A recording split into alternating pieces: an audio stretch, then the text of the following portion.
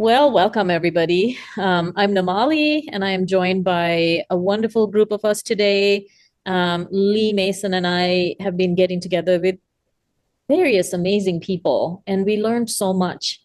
And we're adding to that today by talking with you, Lisa Norton. We're so happy to have you here, especially at a time when your body of work and your wisdom is really around embracing the unknown, embracing uncertainty. When I have joined your sessions, you facilitate your sessions as if embracing uncertainty is holy work.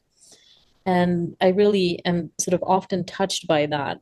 So, and this time in our lives, I'm sure every generation, every era has gone through a period where there is a lot of uncertainty when we sort of look around the world.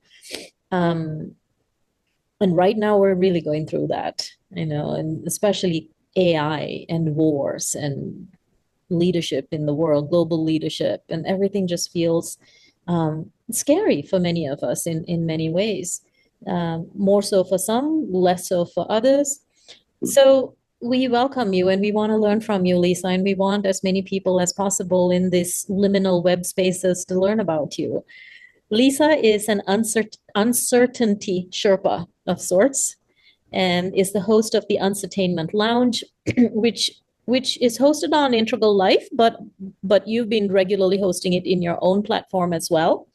Perhaps the lounge is what we would call a collective space devoted to sensing, exploring, and creatively engaging the unknown, with decades of experience guiding artists, designers, and technologists at places like the Parsons School of Design and the Art Institute of Chicago.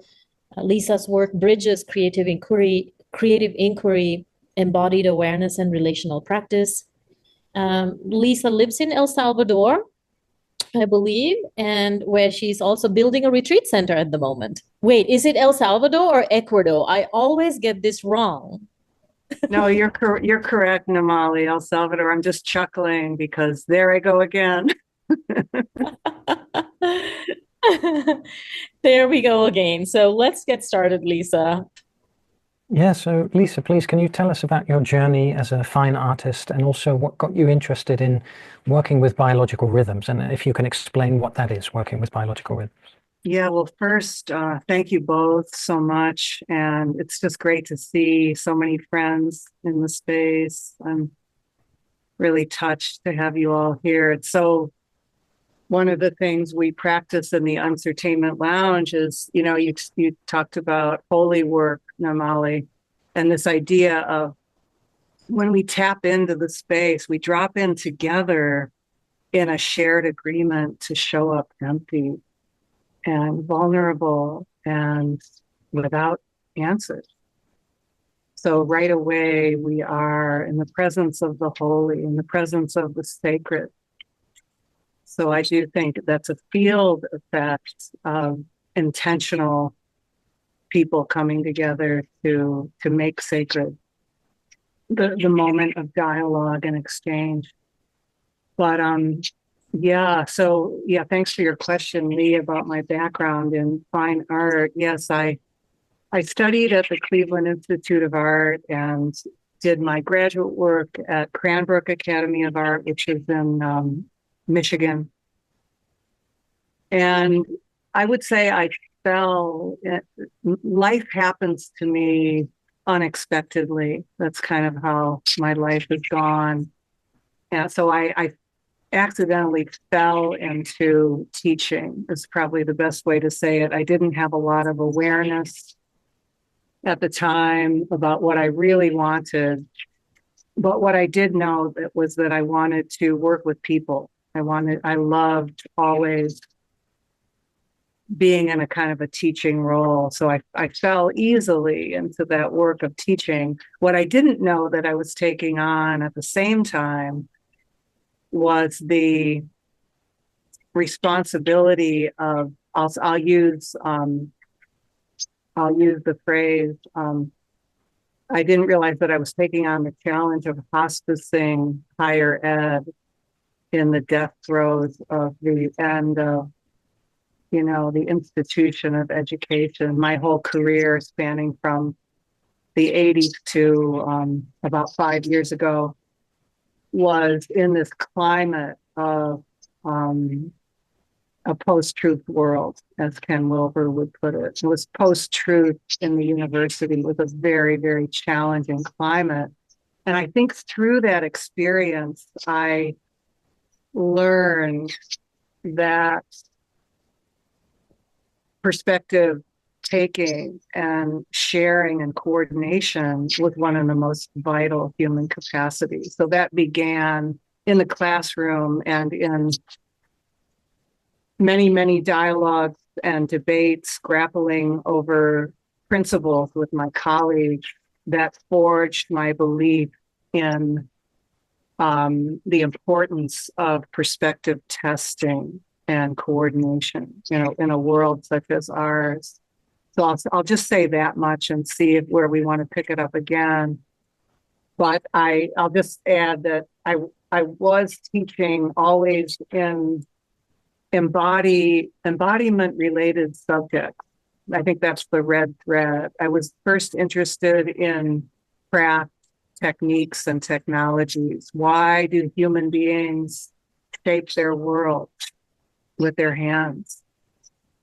And that ended up taking me to China, and that's a whole rabbit hole we can go into. But I've been forever drawn into what I didn't know or didn't understand, those contexts that would have me end up ironically having me develop capacities for navigation with very little context. So my interest in embodied practices such as shaping the world with our hands basically matured into an interest in embodied dialogue and what it actually means to bring the full self and the one's full presence to the occasion of being together in dialogue with a purpose, with an intention, a shared intention. So I'll leave it there and invite follow-up. Yeah, well, can you take us into the biological rhythms? Because I Right. think that's interesting for people. Right, Lee, thanks. Yeah, so zooming ahead a lot of years, I'll tack back to 1991 when I had an ovarian cancer diagnosis. And at the time I was 28 or 9. And this was one of these occasions where uncertainty came out of nowhere and changed the course of my life. At the time, of course, it was frightening. It was my first genuine encounter with mortality, with my own fragility, the fragility of life in general. And I ended up having surgery and, 5 years later, kind of coming out of a whole grief process, basically reckoning with and contending with what had just happened to me. And what did that mean for my prior intentions being a young artist, early career artist? I was like on a tenure track at a university in New Mexico at the time. And what does it all mean, So thus began, let's say, my dance with uncertainty in relation to wellness and illness. And I would just say hindsight is 2020. So now I'm in my 60s and I'm looking back, seeing that my early childhood experiences, the shape of my own wounds, had me express those wounds in the form of illnesses, in the form of a particular kind of relationship that I created, that I maintained with my immune system, let's say. So zooming ahead to like the COVID years, right around the time of the pandemic in about 2020, I was really burned out. I was realizing yet again that I wasn't as aligned with the university as I really longed to be. And I was discovering that every time there was a crisis, in air quotes, every time the institution would lurch from administrative crisis to administrative crisis. And by that time, I was an associate dean with a lot of responsibility.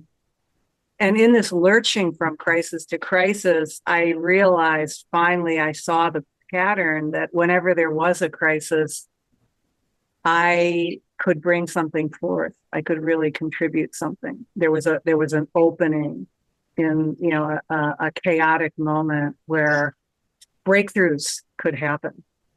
So that was one of the ways that the Uncertainment Lounge came about. For example, it was in one of these moments of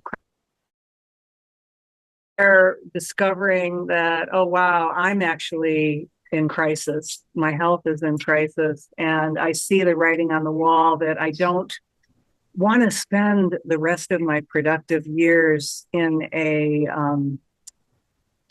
power struggle with the questions like, what is the university for, and what is an education in the 21st century? So I had made up my mind to leave, and then I stumbled. No accident, but I stumbled again, seemingly randomly, upon the work of Dr. Jack Cruz, who is a very well-known neurosurgeon was based in New Orleans. He's now in here in El Salvador. But I got introduced to his very unorthodox, very heterodox, and brilliant mind. He's a genius innovator who has very controversial ideas that really move the Overton window on medicine probably further than it's ready to move. He basically says, why would we be here? Why would we be organismically here on planet Earth with this sun that sustains all life and not be meant to live under it in health? Why would that be? He asks the dumb questions and goes very deep down the rabbit hole. He, starting about 20 years ago, because of his own health issues, he started tumbling down the rabbit hole of early quantum theory and studying the work of people like Niels Bohr and the early Einstein and many others, and connecting dots between research papers that have been published, like for example, the great Robert O. Becker, other amazing research in biology and biochemistry that had been, let's say, forgotten or marginalized. So he went back and did a massive lit review going back, a couple hundred years to the invention of electricity, Maxwell, the grid, the rolling out of various iterations of modern infrastructure. So he's simultaneously, Dr. Cruz, he's simultaneously making an argument that, not unlike Ken Wilber, modernity, the technosphere of modernity has its dignities and its disasters. It's brought us so far. It's been, what an incredible world, what a marvel that we're living here with AI acceleration. And of course, there's always the other side of the polarity. There's a downside.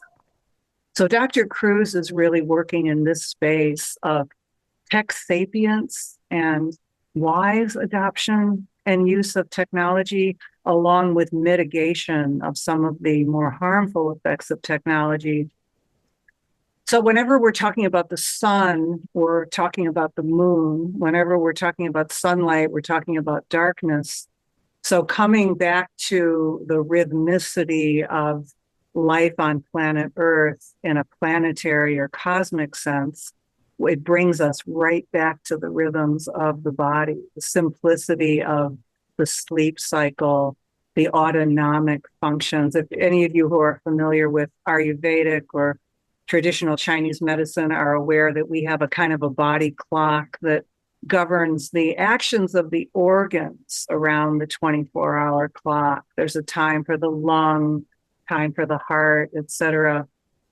And similarly, when we're it's often called circadian biology or quantum biology, would be the keywords to look up. But circadian biology received the Nobel Prize about 20 years ago. I'm forgetting the name of the researcher, but that group discovered what's called the SCN in the brain, the supracosmatic nucleus, which is really the master clock in our brain.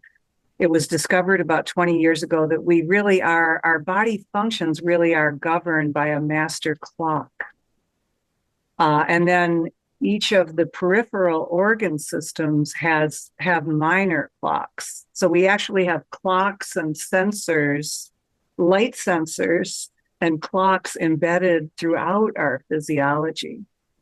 So quantum biology or working with bodily rhythms engages this very complex topic. It does get very nerdy in terms of the functioning of the mitochondria and their role in the ATP cycle and how we make energy. And Dr. Cruz's work does call into question some orthodoxy. So there's a lot to that topic, but that's a little intro, and I welcome any follow-up that you might have. It's very interesting, Lisa. And I don't know if you're familiar with Aaron Antonovsky, who was a medical sociologist, and he spoke about salutogenesis. So basically, in medicine, the focus is typically on pathogenesis, so what makes people sick. But Antonovsky focused on salutogenesis, so what makes people and keeps people healthy. And one of the things he stumbled upon is that the sense of coherence is very important. So the degree to which people are able to create a coherent narrative about their life and about what they experience, and about basically a very good example could be what you just described about your health issues and how you were able to frame that and to incorporate that as a meaningful trajectory in your life. So that's basically the sense of coherence at work. Yeah, thank you. I don't know his work. I'll have to look at that. Yeah, I would say yes. And from an integral perspective, I might add that I think what the breakthrough in the quantum biology work is that it's actually about coherence in all quadrant. It's an all quadrant, all level coherence. So even physiologically, it's really about let's say in the physiological aspect, the upper right, I've reorganized my life in order to give my body correct signals about what time it is.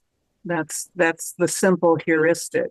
So that means that at dawn, I look at the sun. I get up and I get outside and I let that early infrared and ultraviolet spectrum hit my skin and my eyes without sunglasses, without contacts. And so that's the first signal. And then I eat a breakfast that has a lot of fat and protein, because that's the time of day that my neuroendocrine system is making my melatonin for that evening. So I'm syncing with the function of the body that's happening at that time, making the right nutrients available to the body at the appropriate times. And then likewise, throughout the day, I'm getting as much sun as I can, basically. So even if I just step outside for 10 minutes at 10:30 in the morning, let's say, that's when the UVB rise is happening, where that moment in the morning where you suddenly feel the heat of the day, that's when the UV spectrum is coming alive. And so we give our body, say, 10 minutes of that information. So we're giving the body coherent information throughout the 24-hour clock. If I can look at the sunset, that's always a good thing too. That's another point of coordination or synchrony or coherence with my external world. And then after the sun goes down, I'm avoiding what's called ALAN, artificial light at night, meaning that I avoid looking at my devices or having indoor lights on other than candlelight or red toned light or firelight. And the thinking behind that is that, again, that signaling coherence, it's nighttime. So I want my body to receive the signal that that is the case. So if I look at my screen without any protection, say blue light blocking glasses or any other kind of filter on my screen, then I'm telling the suprachiasmatic nucleus that it's noon, because our devices give off primarily unopposed blue light. Our devices are, blue light is the way the body receives it. Think of it in terms of what would be a good example. There's blue light always present in sunlight, but like a lot of modern improvements, we tend to isolate the active ingredients and extract it from its whole form. Think of in foods, for example. We tend to isolate the so-called active ingredient and sometimes forget that it's in a context, a complex context, and we can lose the pattern that connects, right, in doing that. So that's the same thing with light. The theory behind all of this circadian biology is that unopposed blue light tells our brain and nervous system it's high noon, you better get cracking, wake up. And it's as stimulating as, say, drinking a cup of coffee or some other stimulant. So anyway, so that's the gist of it. I'll stop again for any follow-up or question. Yeah, very interesting, Lisa. For people watching or listening, there are many ways to do indeed what you say, to reduce blue light, for instance, through protective glasses that you can wear, or indeed most phones typically have the option that blue light gets filtered out the later it is in the day. So those are indeed ways to combat the deleterious effects of messing with our circadian rhythms indeed.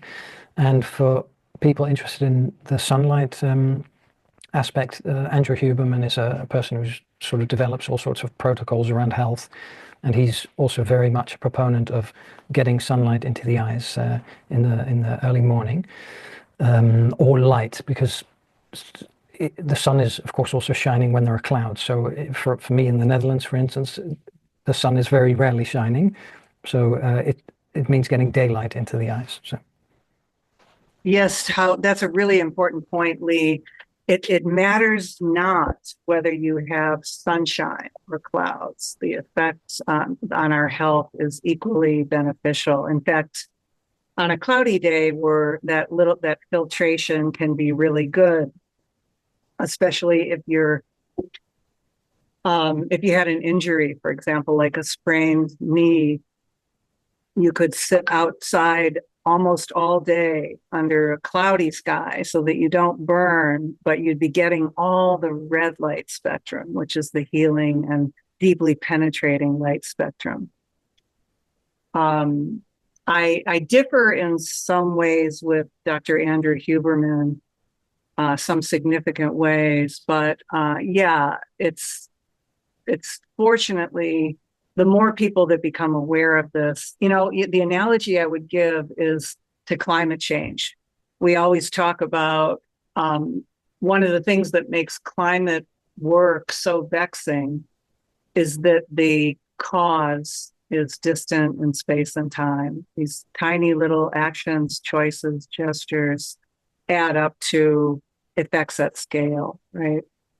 And it's very similar with circadian biology. When I first heard about it, I was very skeptical. I said, what difference is that really going to make if I have a light on?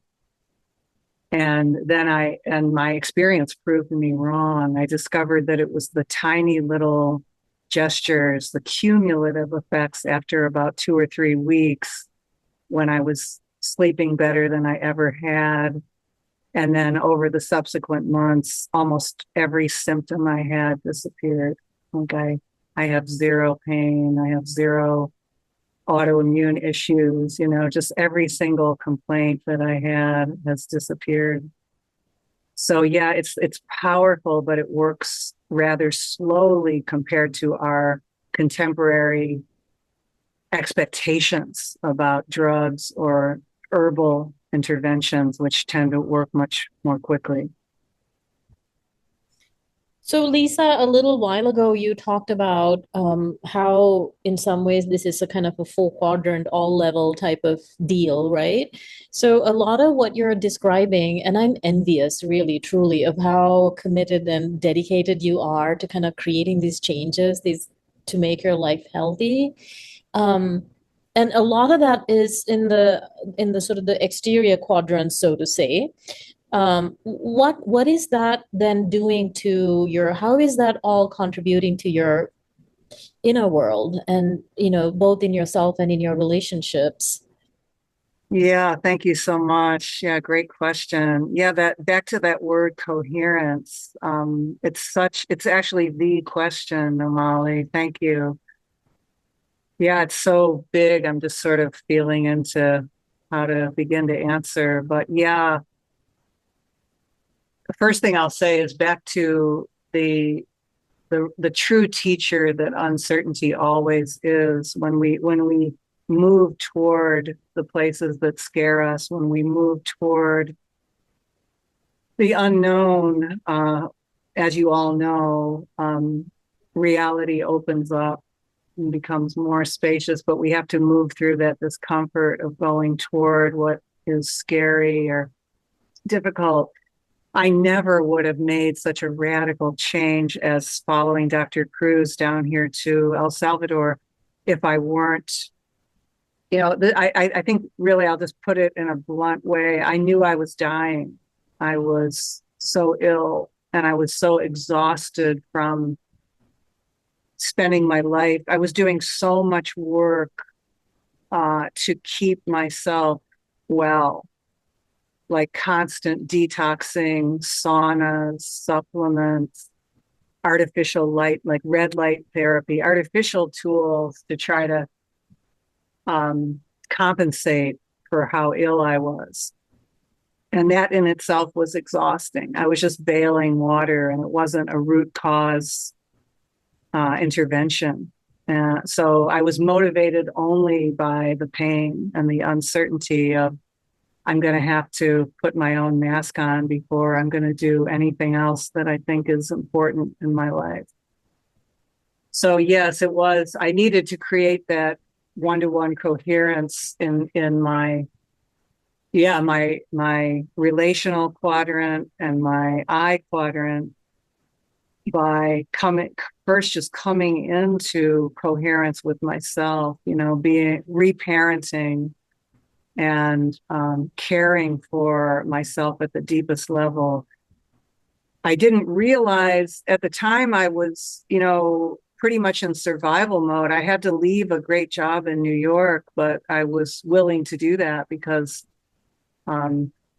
nothing else was going to work until I got that foundation under me again. So ironically, in hindsight, I can see that I had to go, if you think about shadow work and cleaning up, I had to confront my psyche, my relation with wellness and illness and care of the self and care of others, in order to go back down involutionarily and care for those layers, those fundamental foundational levels, those more fundamental levels of psyche that are the very foundation of awareness and cognition.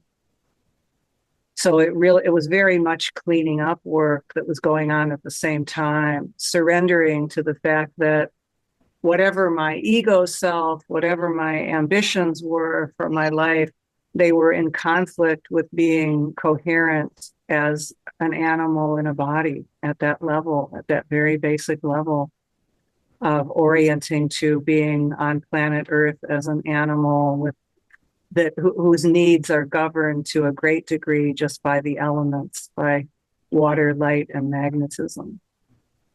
So being barefoot, being grounded and barefoot and being outside, living outside most of the day and getting my water situation corrected, making sure that I was always salinated, getting structured water, plasma water in me were those are the elemental foundation.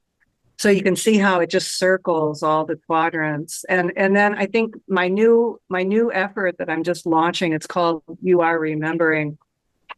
I'm doing the same thing that I always was, which is accompanying human beings to the places that scare them, to the uncertain places. But I'm opening up to the conversation being perhaps less about creativity per se. That was my background, but now more about health and just getting our health coherent again. So that in a way, nothing ever changed about what I most desire to do, what I'm most inspired to do with others. But it's this notion that we can only walk each other home. And ultimately, we have to be our own healer. We have to be sovereign with respect to healing if we really want to go to the root level. So I think I'm trying to bring in that lower left quadrant a little bit. Healing is also a social space. And so these are social acts. I don't think I didn't do it alone. Many people scaffolded and held my hand, and I'm just looking to do that for others at this point. So yeah, it is a full. And then systemically, if we look at the lower right, I'll just say a few words about that. That's a really big story. It's a really big, fascinating story, having a lot of, controversial rabbit holes about tech discrimination and the system that we are born into and the assumptions that we make about what is normal and what is appropriate and what makes for a healthy life. And I'll just throw out a couple of the most controversial words: safety, convenience, and Productivity. productivity. Those are the tips of all those icebergs, right, that we could dive into. Well, thank you, Lisa. So that actually, that's a beautiful journey through the quadrants. By the way, for anyone who is interested, tell us just a little bit about the practical details about what it is that you do with the Uncertainment Lounge. It's something you've been doing for several years. Explain a little bit about what actually happens in it. And also wanted to say tomorrow actually is your Uncertainment Lounge, which is free and open to all on Integral Life. It's every, what is today? Third Tuesday of the month? Wednesday, actually. It's every third day after. Wednesday of the month. Yeah. It's a day after. That's right. Yeah. Yeah. Tell us a little bit about what actually happens for anyone who hasn't attended an Uncertainment Lounge. I have, so I have a sense. But I also notice, even in just kind of witnessing certain others who join, I think some people get confused and they don't really know. It's almost interesting how some participants are perhaps wanting the certainty of instruction and guidance, and there you are, just sort of, nope, that's not really a part of this game. And so there's a beautiful polarity that you dance in your sessions. And yeah, just explain a little bit. Well, I'm not going to name any names, but I think practically everybody here has been to the lounge at least once. And if you have, thank you so much. It's just great. I feel so at home today because you're all here. And for those of you who haven't, welcome, especially this Wednesday. It's 11 a.m. Eastern this Wednesday will be the next one. And we go once a month on, I think it is the third Wednesday of every month. And it's free, so drop right in. But yes, we just experienced our 5-year anniversary with the, OG lounge, the original lounge that started out as the Uncertainty Lab at the new school at Parsons School of Design where I used to work. Yeah, like I started to say earlier, it's interesting, its origin story is that it was born under crisis, and I think that speaks to this idea that uncertainty is kind of becoming the new black. It's so in our faces, we have to acknowledge that uncertainty is the water we swim in. It's official with all these apocalyptic revelations that are happening in our world. It's liberating, I think, and it draws us together to share together in grappling with our world today. So in the lounge, we have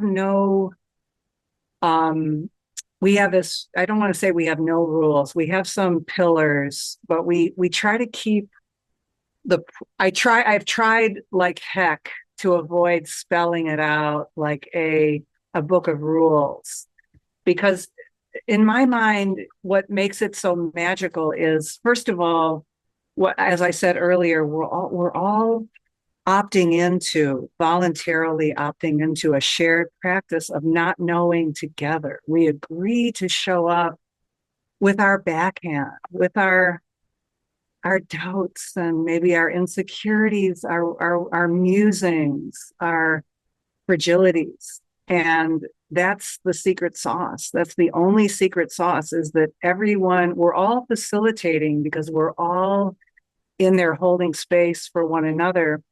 And I really, I think the lounge will have a completely different flavor depending on who shows up. Well, it's 90 minutes. We come together. We do a very brief kind of centering practice just to come into the body, become aware of the body and the breath, perhaps to set aside anything that we might have been occupied with, just to arrive. And then after that, we open up the whole space for the entire 90 minutes. And I would equate it, many people equate it to something like jazz improv. If we have too tight of a score or a script, then it's game over. We already know where we're going, so it takes all the gameplay, the game dynamics out of it. So it's that not knowing that we operationalize uncertainty in service of bringing each and every one of us to our personal edge. And so it's an invitation to each participant to play the inner game with themselves. What am I deeply wondering about these days? What are my deeper layers of self wanting to show me? Is there any of that that's not too private that I feel comfortable sharing it? And then when there is, we often ping pong off each other, and in the electricity of that jazz improvisation, we usually discover it's an antidote to shame and self-hatred and self-incrimination, because we discover that, everyone has these doubts. I'm not alone. I'm a fallible human being, and how good would it feel to say this thing that I dare not say? So you have these incredible moments where people, I would just call it virtuosity, their genius comes out. They find the courage to say something, or they find the backbone to push back about something was said. They find their own sacred boundary and they honor it, or they just silently bear witness, perhaps with tears in their eyes, to something that someone else is sharing. So it's a very tender, the flavors differ. Sometimes we're glibly gliding around on the surface of things and talking about current events, and it has a kind of a chatty flavor. But other times we go to the deepest places, death work, being the most obvious. Uncertainty is a proxy for mortality and death. It's the places that scare us are those little signposts inviting us to go deeper and transmute it, work with it. So I would say it's an inner game. I'll contrast it to Ria Beck's collective presencing, which is a well-known collective practice where the rules at play are to source emergence from the center. Everyone is showing up in presence they're showing up in a similar way, but they're tuning into the emergent novelty of the we space, a we space practice. Uncertainment Lounge is a we space practice, but I would say we're sharing perspectives not to advocate or persuade or debate, but rather just to feel how our own perspective lands in our own body when we hear ourselves say it, and to feel how someone else's perspective lands in our body. So we love those long silences where we speak only if it improves the silence. And depending on, usually in Integral Life, I have my own lounge twice a week, which you're all welcome to join also. But I would say on Integral Life, people really bring a long game. They bring a lot to the party. So we find that it's okay to have those long silences and those tender moments where nothing needs to be said. So there's so much presence and discernment.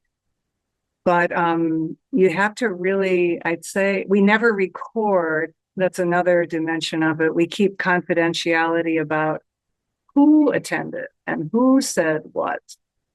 But everyone's free to talk about the lounge. We just don't record it. And I think if someone listened to the recording after the fact, some of you would probably agree with me. They would probably be terribly bored because it's a participatory knowing space. You have to be there and engage Uncertainment live in order to appreciate it. If you just listen to it, it would probably sound disjointed and meaningless and pointless, perhaps incoherent. Yeah, that's beautiful. Thank you, Lisa. That's just a gorgeous description of what happens, and certainly I can attest to that experience. One of the criticisms that, not just integral theory, but many of these sort of theoretical spaces that a lot of us hang out in is that the lower left we space, the inner subjective space, is often sort of drowned out by the loudness of the theoretical conversation. And there's so many, but there are, so many, like the Uncertainment Lounge, there are so many beautiful inner subjective spaces and real, genuine practices of, like how Viveki says, practices of serious play. And Uncertainment Lounge really falls into that category of one of the many kind of wonderful inner subjective practices that are there. And you have to do it in order to kind of get it. And it's really interesting and intriguing to see how some are just completely puzzled by it. So, yeah. Good. So, go ahead, It's Lisa. an acquired taste, right? Yes. Yes. So, Lisa, for people who are watching or listening and who haven't yet experienced your session, can you, without breaching confidentiality, can you share perhaps things that have occurred which have been notable for people, for yourself or for others, where there have been transformations or insights or things that have become clear or etc.? Yeah, again, that's such a great question. Thank you. Now that I've passed the 5-year mark, it's been an endless well of learning for me. I never tire of it. It's one of these things. It's always showing me something about myself or about how I relate to the world and about others, of course. So I've been giving some thought to how I want to commemorate that. I would like to publish in a way that maintains everybody's confidentiality, some of those highlights. So I'm thinking about that project coming up. But yeah, I would say three things that I often say. First, I'll start, high level silence. When silence happens, it's a mark of a mature social emotional container. Silence can happen without our patterned self needing to rush in and fix it or smooth it out, smooth over the edges, or do anything with it. It's just everything's okay. That's always the mark of a juicy lounge when we have, sometimes there will be an exquisite balance of depth work and silence. So that's one. The second one is conflict. When we can be with the generative tension of different perspectives coexisting in the space and stay related, hold on to the we, so that even if a part of us is triggered or pushed back a little bit, maybe a little caught off guard, feeling tender, we can stay in that container and make it okay, make it explicit, make it okay that difference has arisen and difference isn't wrong. It doesn't mean anything definitively about anyone. So just working with the energy of difference and being able to tolerate it in the body and nervous system. So we're practicing staying with the trouble, staying with the somatic symptoms.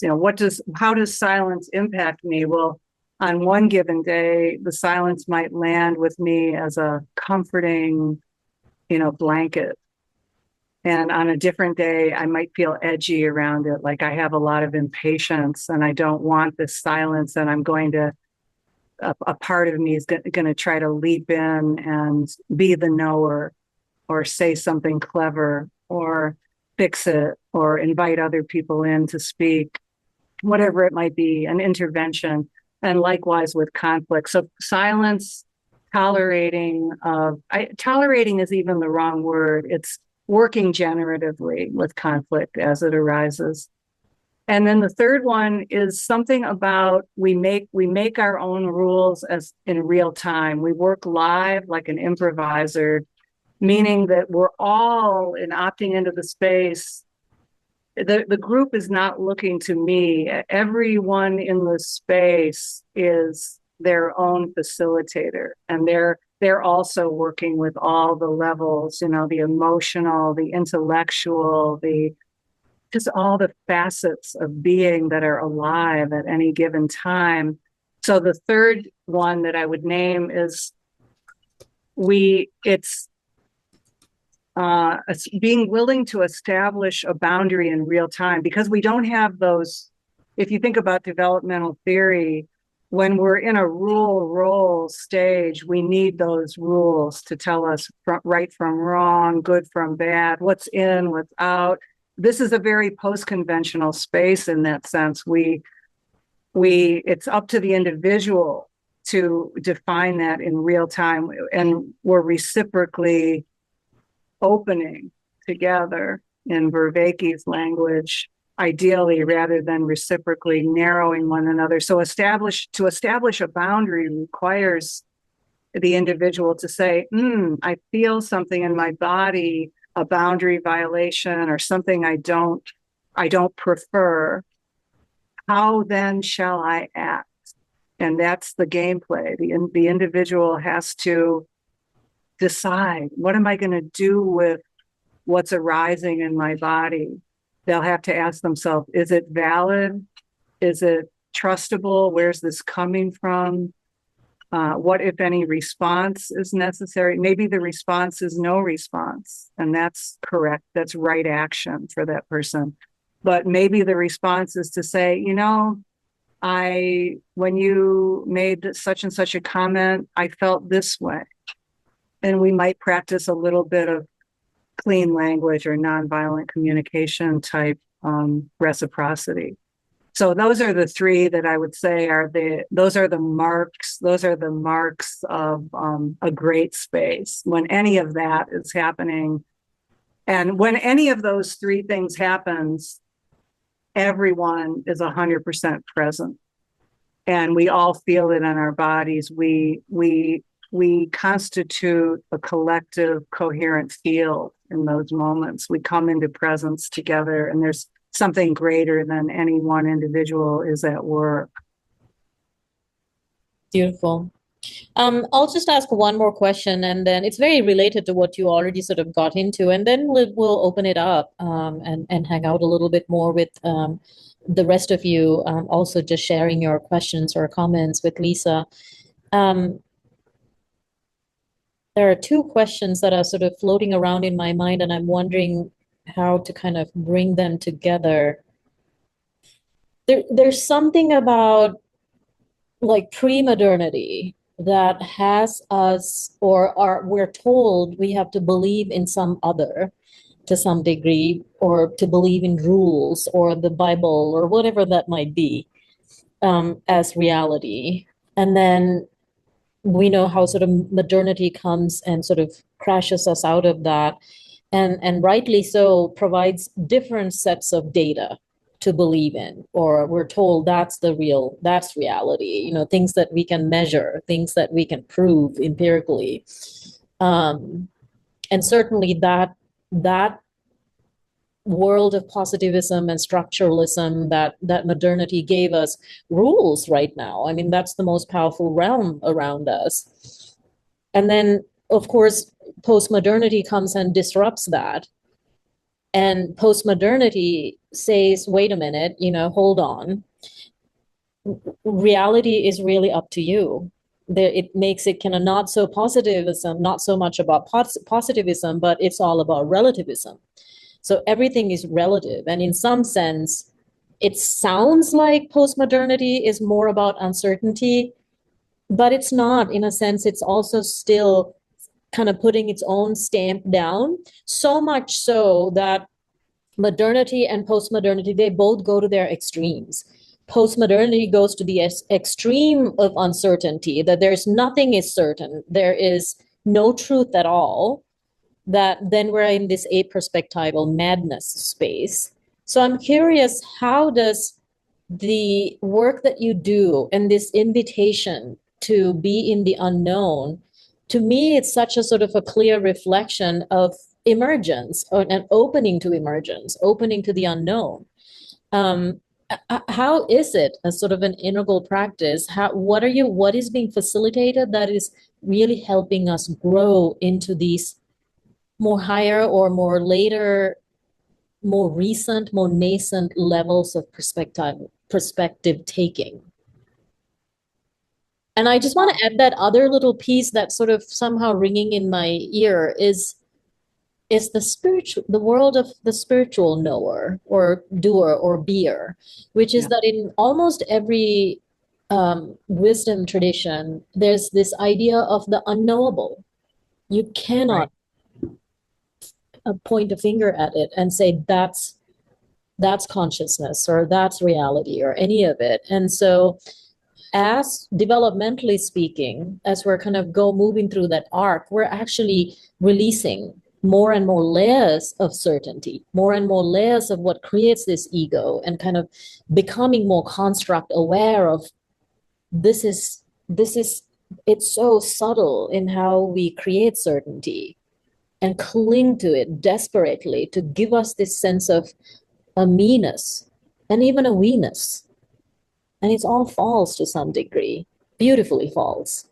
So yeah, I just kind of see your work as leading us there. And I just love to hear you speak about it a little more.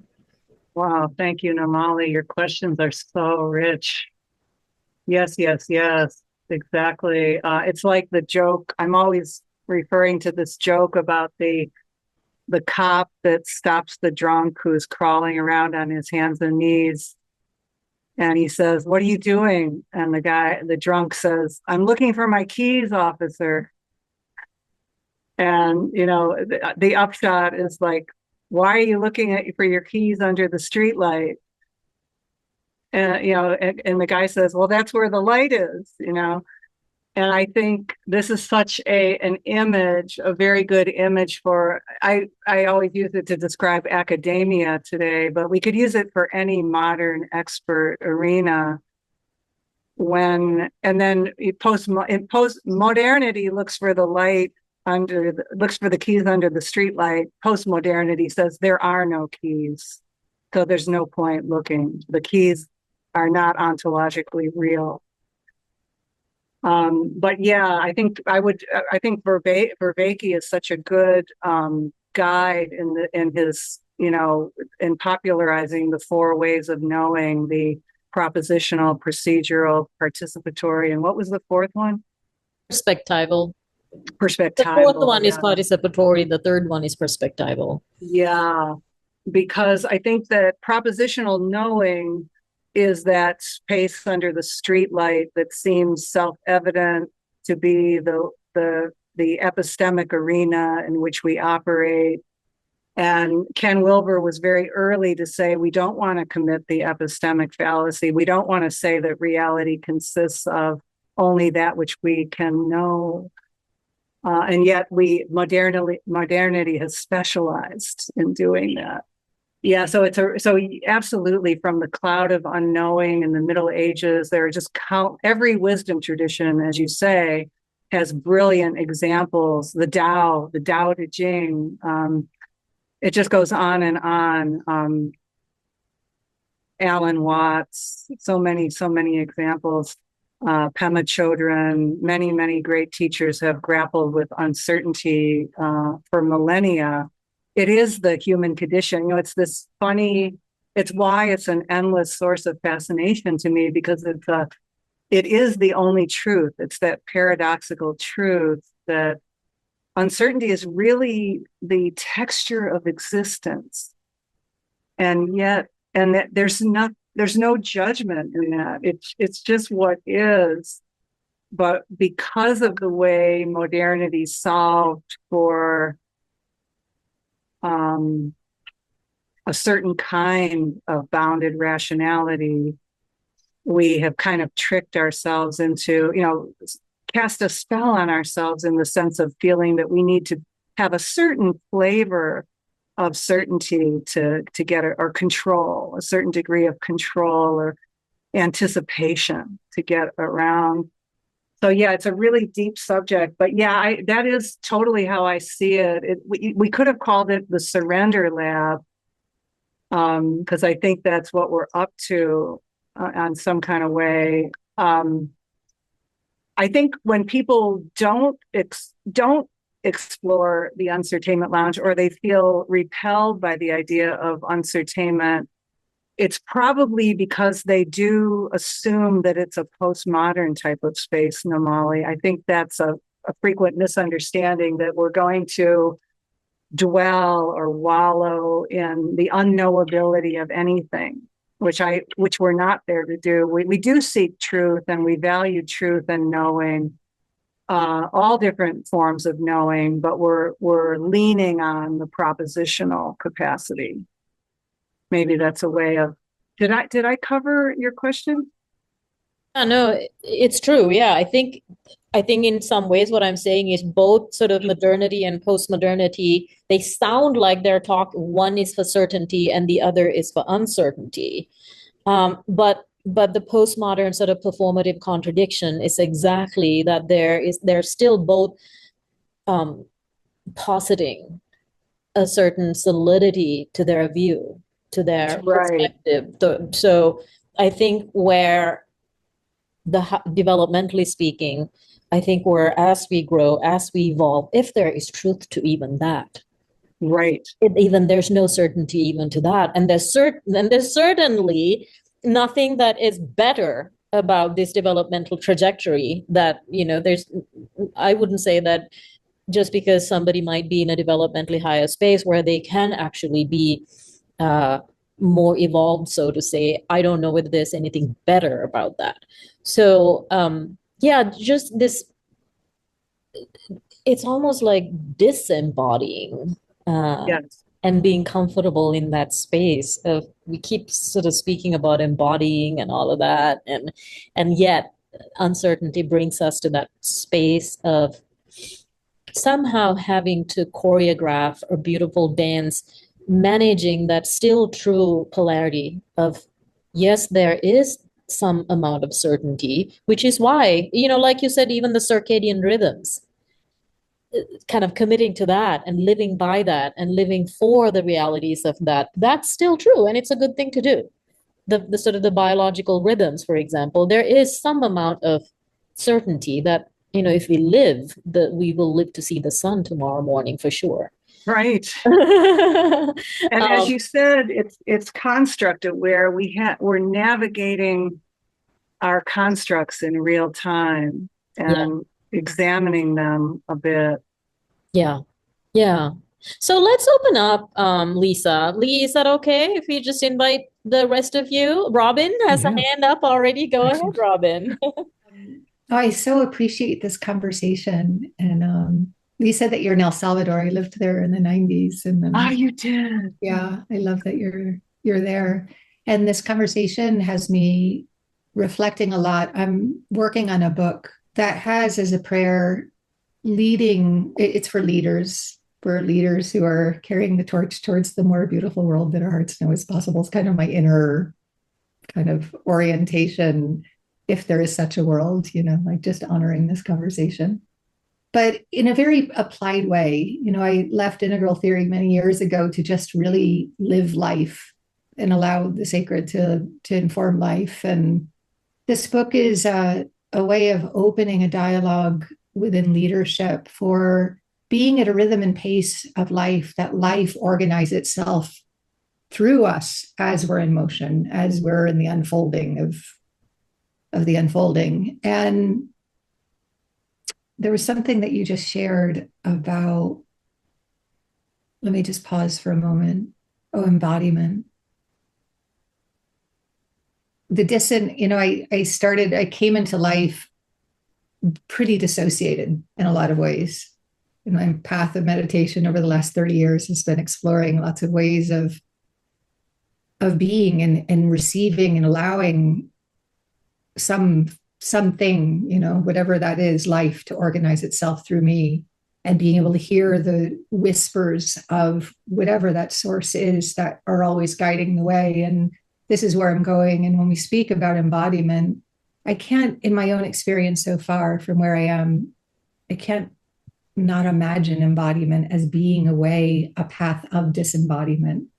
And so I'm curious, Lisa, because it sounds like your path has also been quite embodied, and I can speak to the life as disembodied and quite like dissociated, I would say, from my own practical lived experience, which is what I just keep coming back to, as I also sit with non-dual teachers. Anyway, there's something about, for me, that I've kind of clung to, perhaps, is something that's needed right now for paths of embodiment to support being with uncertainty at a very practical level, which is kind of where I'm at right now. How do I reach leaders who haven't had some of the lived experiences that we have to be able to know life in other ways? Yeah. Does that sound clear when I'm sharing it? Yeah, I think so. Thank you. Your book sounds wonderful. Yeah, I would say that a couple things. I don't think I know I probably said this to Normali and a few of you that I know better, but I neglected to say probably the obvious thing, which was that I left my body when I was a little girl. And so my path to uncertainty was very much that chironic wounded healer. I had to grasp that the source of my own suffering and the ways in which I had, taken over for my parental figures in adult life had left me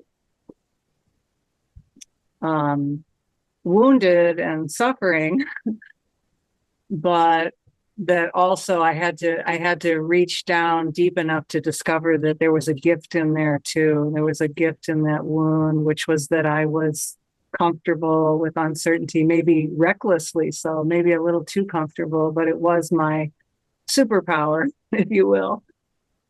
So that was kind of the backstory. But what I would add to what you said, Robin, is, and I think everyone has one of those stories, right? So for me, it was, I had to really, really do my own work to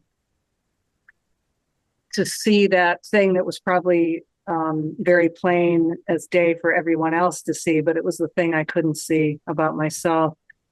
But what I would add to what you said is I go right back to what we were just talking about with Nomali. I was doing a lot in organizational development and consulting and working with leader development myself when I was in my former roles. And I think it goes back to that performative contradiction. Unfortunately, our work, our professional context still privilege propositional knowing to the point where it's really hard to catch that subtle thing that knowing is not enough.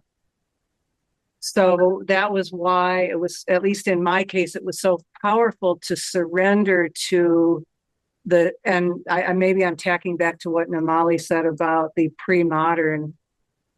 I had to arrive at a magical consciousness beyond postmodernism in order to just trust the earth and the sun to heal me. You know, it's in a rational sense. I can justify it by trotting out a lot of quantum this and that about the interaction between the sun and the technically speaking, they say the reason that, in spiritual circles, we talk about being grounded, but it's often euphemistic and it still has a performative contradiction in it. So I might be very spiritually skilled at becoming attuned and centered, but just pragmatically speaking, if I'm wearing rubber-soled shoes, I can't obtain the benefit that the earth is always offering to relieve me of extra protons so that I can be in a net negative body state, which is anti-inflammatory. So, I have to say all that in the propositional space, but it's just hand wavy because it's making this leap to just allowing oneself to be in nature and receive the gift. I think it was Mark Twain said, the truth is simple. If it was difficult, everyone would understand it. Yeah, that's wonderful. Yeah, I'm just gonna say we're probably not gonna have enough time with you, Lisa, because it's just so gorgeous and delicious to just keep going with you. But I also wanted to just add a little bit of clarification because maybe I brought in the word disembodied in a sense, or disembodying. I think that's very confusing, certainly, because as we evolve, hopefully we are all more embodied in a sense. And maybe what I'm trying to say is also that in a certain space, we're also transbodied. Maybe that's just kind of a word that I'm just throwing. It's just what came up for me in the moment. It's not that we're becoming disembodied because we sort of start off unbodied and then we kind of become very embodied. And then there is some sense of the body not being the entity of certainty around which we grow and evolve to be something bigger or higher, or even something more simpler, less complex. So, yeah.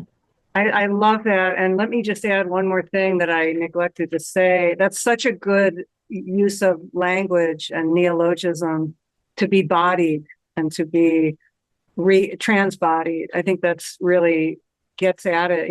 It's holding that paradox. But I wanted to mention that I have come to trust that about an hour in the sun for me in the middle of the day is an insight engine. I have to dash back to my work and I have a flood of insights, and it's that reliable, like a meditation. It makes me internally coherent, however it works. And then I'm just scrambling to voice dictate or jot down what the creator, the universe would have me pay attention to. Yeah, beautiful. Yeah, the best words I find for my own experience of this, for this thing that's kind of ineffable and hard to describe is that state of life as us, where this is what, when you say trans body, this is what comes. Like there's the separation is melted and morphed, and it's synchrony and a movement as life. And the sun, nature, feet on the ground, all of this is such a profound practice in my experience for knowing that thing that's unknowable. First of all, thank you for this session. And Lisa, thank you for being this wonderful person who's really impacted my life very much. I think in a way, this conversation about embodiment might be a partial answer to my question.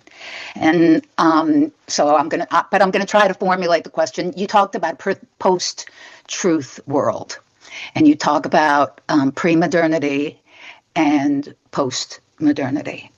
And it seems like there's a real paradox in that in pre-modernity, there is a sense of cohesion of shared values.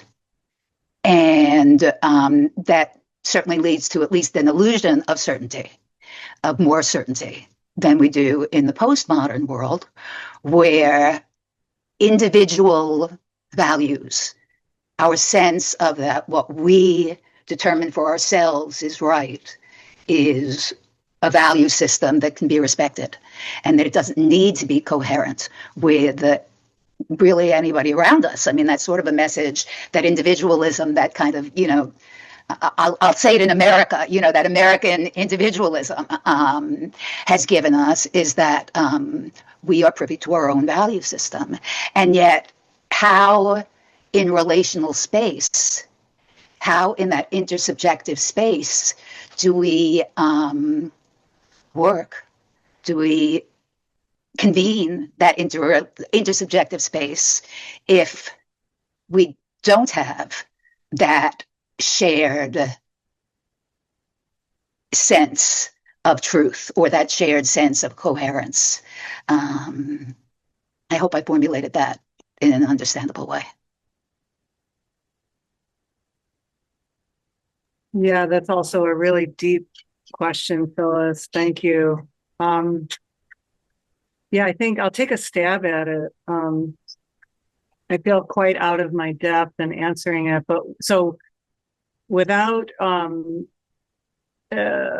romanticizing the pre-modern, I agree. I think we can say that the pre-modern cultures are characterized by, at least, if not a shared coherence, then at least a sense of shared fate and shared agreements.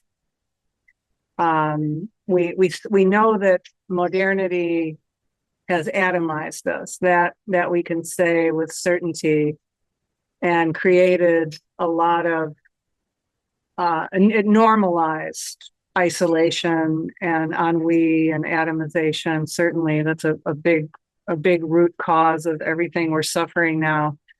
I think where you see this flowering of collective we space practices, it is part of humanity's. There's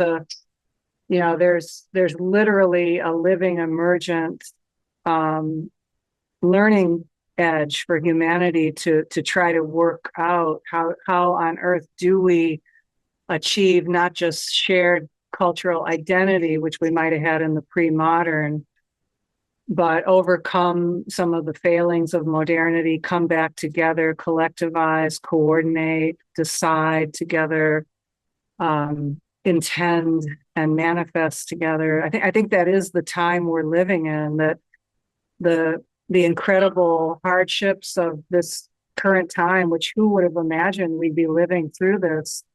But I do believe it's bringing out our greatest capacities at the same time. So I think we're literally walking that path right now. Figuring out with small steps in these kinds of spaces are one venue where we can practice this kind of dissolving of some of the the myth of modernity, that we ever do anything on our own, that needs to be examined. I was thinking earlier when Namali was speaking about Jürgen Habermas. We have to we can really examine what we claim to be true from different perspectival, cosmic addresses. Are we making an objective truth claim, or an intersubjective claim, or a subjective individual claim of sincerity or honesty? So disambiguating some of that will help too. But I literally think we're in the thick of that mess, Phyllis. I hope that helped a little.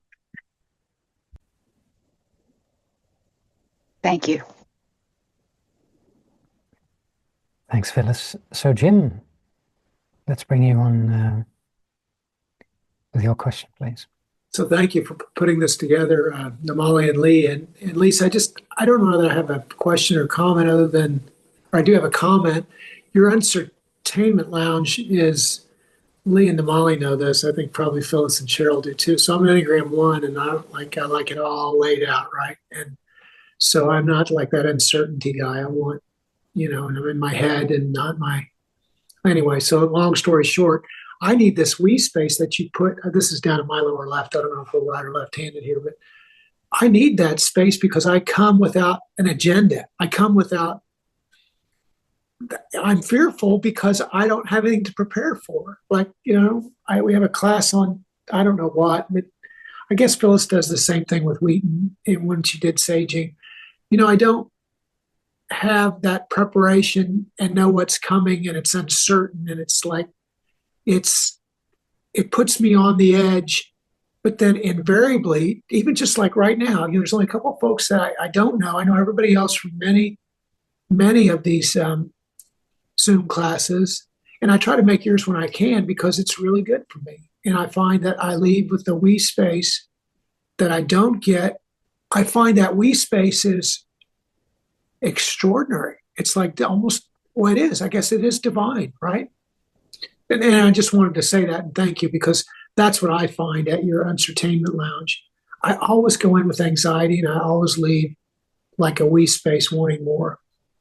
I don't, maybe that didn't make any sense, but, and that's from my heart and gut, not my head. How about that? So thank you once again. Yeah, thank you, Jim. And yeah, I think it's that I love that you shared your experience and that you said you were an Enneagram 1. You always try to convince us that I would say, I'm an artist, I'm not good at sports, I'm an engineer, I'm not good at uncertainty.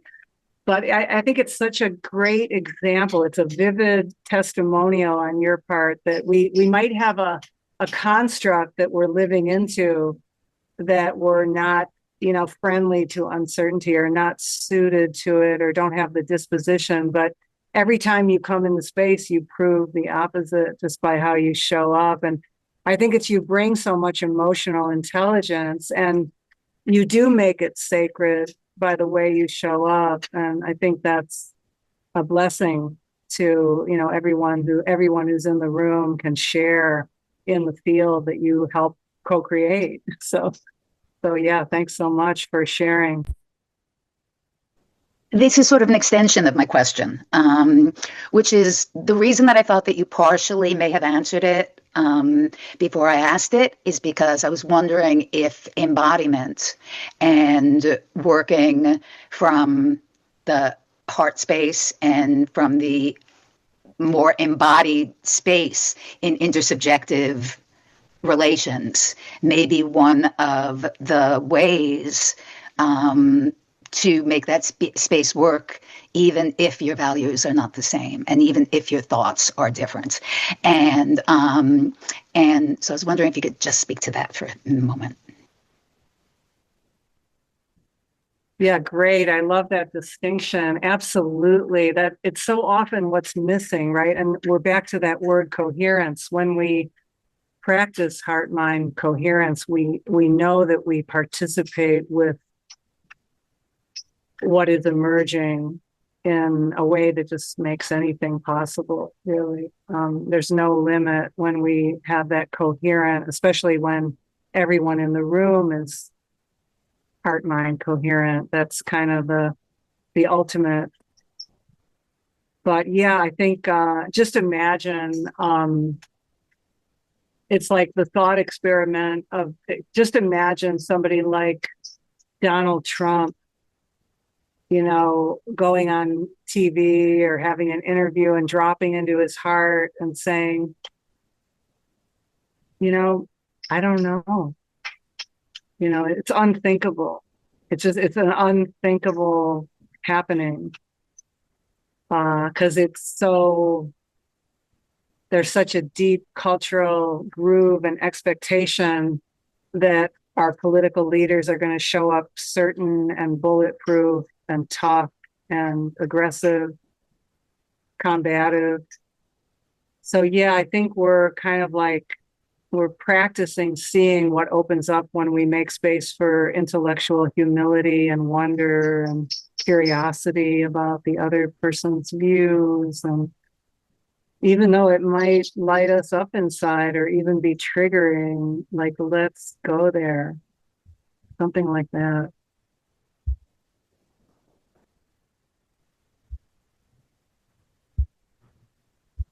Mary.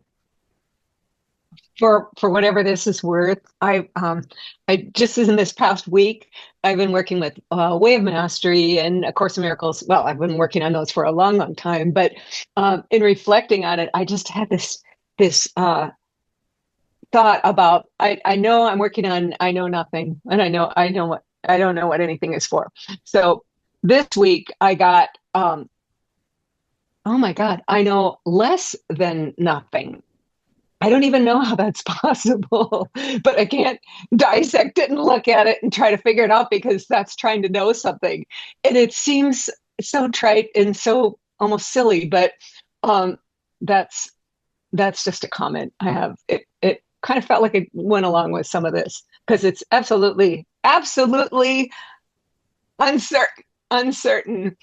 And I guess you also said something, Lisa, about the trying to be witty about something. I guess I'm guilty there too. So that's all. That's really great. Thank you, Mary. Lee, any last comments from you to close out? Well, no, I mean, I was reminded by how Lisa held Jim when he was reflecting indeed on his experiences of the Uncertainment Lounge. And I think what my impression is of Lisa, of the work that you're doing, is inviting people to hold the stories that we tell ourselves lighter than perhaps we do outside of the lounge, and to perhaps from the broadest possible perspective to experience ourselves as waves of dynamic energy in a sea of energy, and basically to take a perspective that honors the true complexity that is beyond our comprehension of reality. So yeah, every day, these days, I'm struck by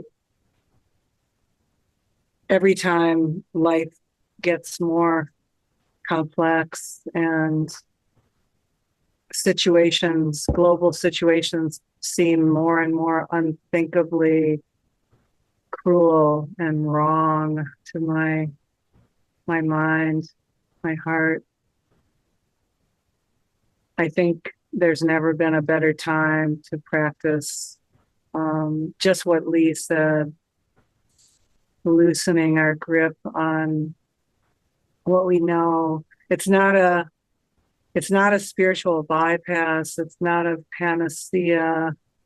It's just letting ourselves letting ourselves come into contact with reality, letting ourselves come into contact with what really hurts about our world, and come together to feel it and explore it, and also to zoom out. We're with it, we're in it, we're feeling it, but we're also supporting each other and knowing that there's other truths too. We're also more than the enormity of the pain of the world.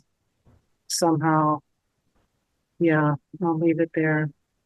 Yeah, Lisa, thanks so much. And thanks for the work that you're doing, and that you've been doing it so consistently and so for so long. And yeah, I think one of the things we haven't spoken about very explicitly, but that you've said previously, that you feel that the work that you're doing is a way of helping pockets of humanity to solve collective action problems.